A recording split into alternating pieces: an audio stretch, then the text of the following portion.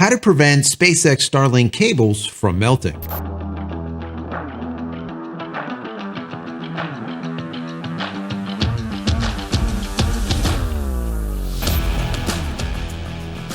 Hey everybody, welcome back to the channel. Thank you so much once again joining me for tea time. Today we have a little bit of misty morning and focus combination. You know, I love the bergamot, guys. You know, I love it. Hope you're joining me with your cup of tea, maybe a cup of coffee, hanging out, talking tech, talking photo, talking video. Today is a tech day.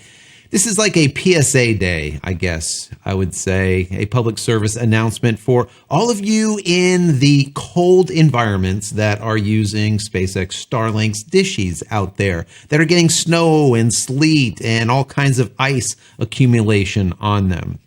Well, cables are melting. And I want to get into it a little bit. I want to give you something that you can do to prevent it. And I want to give you the backstory on what is going on here.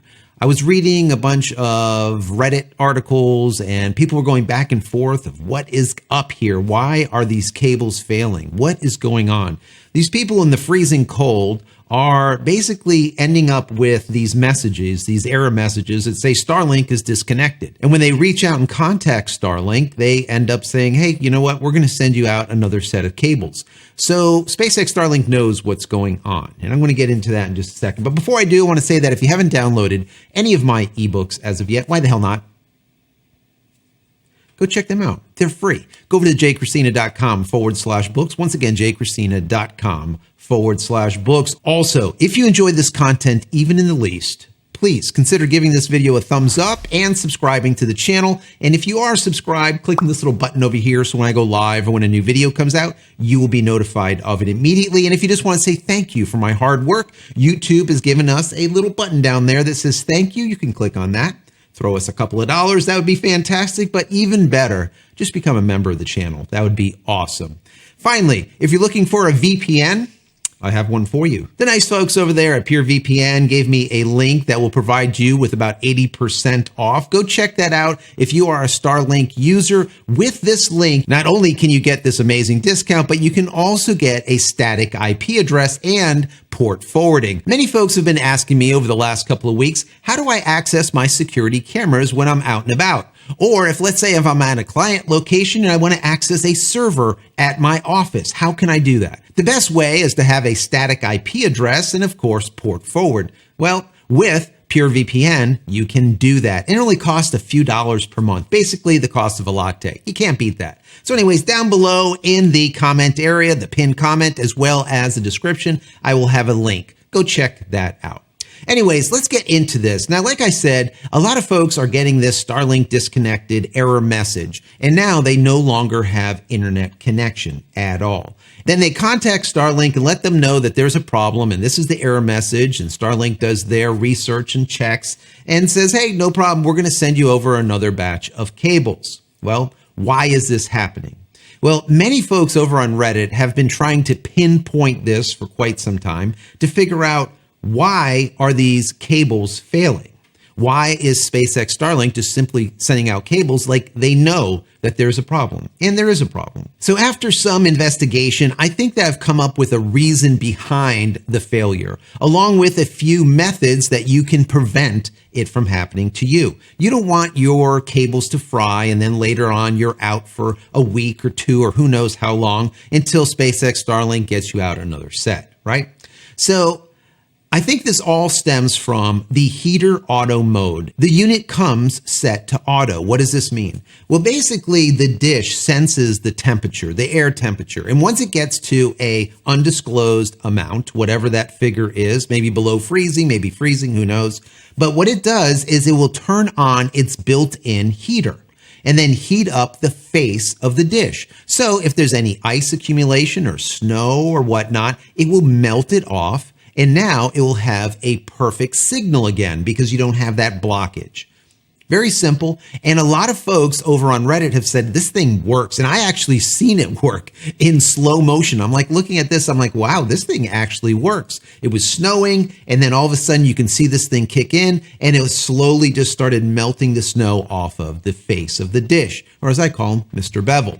I'm in South Florida, so I don't have any snow, so I don't have this problem. But If you are in the freezing cold, you could have this problem. So you want to take heed here. Once again, this is a PSA. So once again, this actually does work just as described, as it should.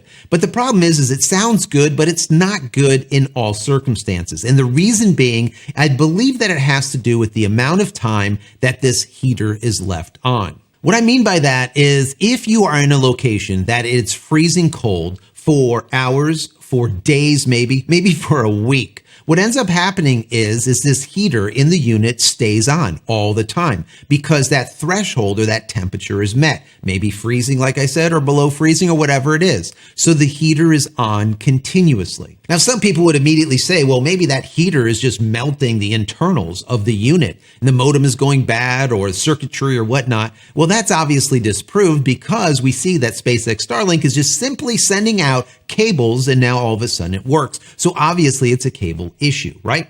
Common sense, right? Common sense is no longer common, is it, guys? Anyways, so what I think is happening here is the volts are going up, and we know that to be the case because normally Starlink runs at about 40 volts or right around there, 50 volts. And then once it turns on the heater, it goes up to about 150 plus volts.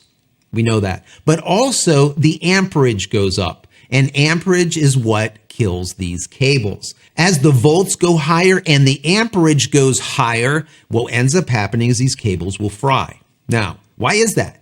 Well, it's the gauge of the cable. The cables weren't made to withstand high amperage for extended periods of time, and that's exactly what's happening here. So the question, of course, is what can be done to prevent the SpaceX Starlink cables from frying due to excessive amperage when there is excessive freezing cold weather for extended periods of time?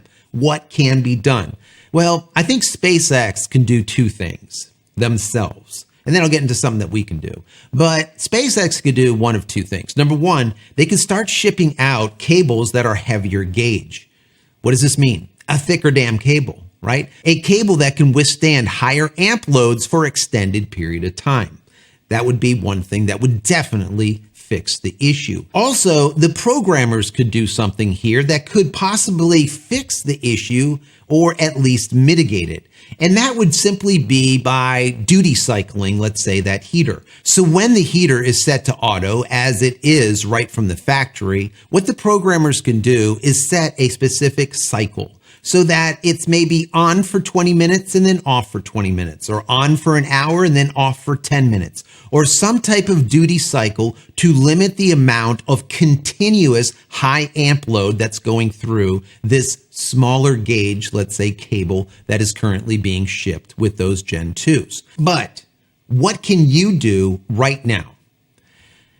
I personally would, if I was in a freezing cold environment, I would set my unit to off so that if you go into your app, you would set your heater to off.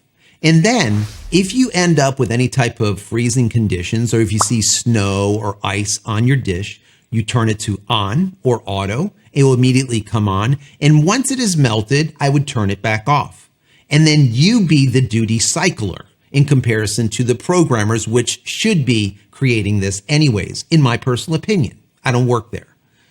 So, is it a pain in the ass? Yes, it is. But we do know that the current gauge cables that are being shipped cannot support these high amp loads for extended period of time. They melt, period. That's it. The cables will melt.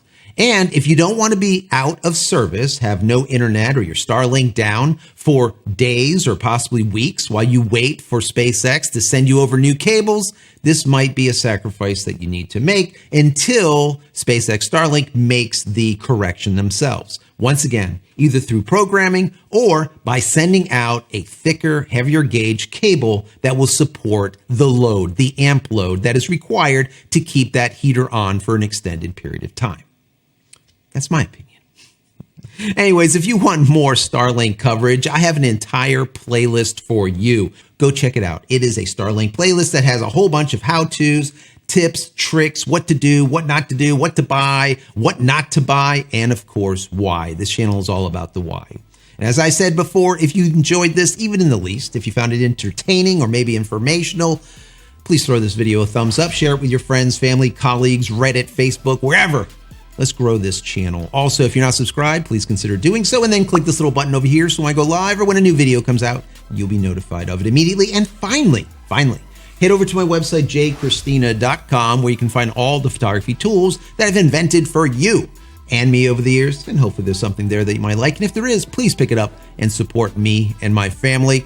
That's it, guys. I'm out of here for yet another vlog. Many blessings to you and your family. Stay safe, stay healthy, and we'll see you in the next one. Love you all.